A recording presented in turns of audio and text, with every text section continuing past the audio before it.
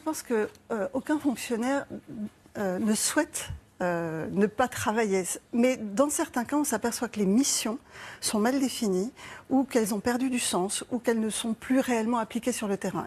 Et il y a des fonctionnaires aujourd'hui, mais contre leur gré, moi je ne pense pas qu'ils le souhaitent, qui sont un peu désœuvrés, alors très peu, mais sur des missions particulières. Et je pense que c'est là-dessus que nous devons avoir un travail de cohérence.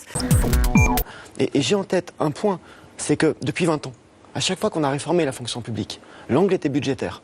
Aujourd'hui, nous essayons d'avoir une méthode différente. Le temps de la concertation et de discuter autour des missions. Mais ce qu'ils ont vécu légitime les interrogations d'aujourd'hui. Vous avez dit aussi du gouvernement un message de respect, de très grande considération à l'égard des fonctionnaires. Et ensuite, on peut engager des réformes, notamment pour leur statut, leur rémunération, leur régime indemnitaire, la reconnaissance de l'État à l'égard de la fonction publique.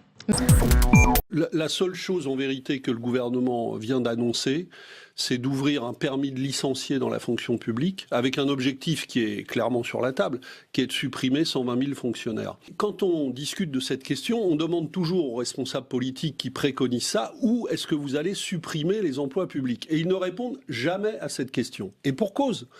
Parce qu'en vérité, on sait bien qu'ils veulent les supprimer dans ces services où nous en avons besoin. Et pourquoi? Pour privatiser. Quelle est ma fonction, moi?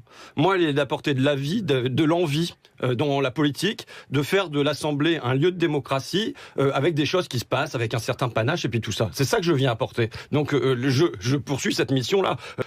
François de Rugy voudrait une Assemblée qui soit aussi triste et ennuyeuse que lui. Voilà. C'est pas gentil. Mais si, je veux dire, quand je l'entends à la tribune avec sa voix, j'ai l'impression qu'on assiste à un enterrement. Je sais pas de quoi. Donc bon. Et moi, je pense que le président de l'Assemblée est dans son rôle quand il rappelle un certain nombre de règles. Ça ne me choque pas sur le principe. En revanche, il n'a pas à s'ériger en garde-chiourme. Je le dis très, très nettement. La présence à l'Assemblée, et je le dis d'autant plus facilement que je ne suis pas dans ceux qui sont concernés. Alors là, vraiment, je suis très, très tranquille. La présence à l'Assemblée est évidemment nécessaire, mais elle ne peut pas se traduire uniquement par une présence dans l'hémicycle. Enfin, voilà.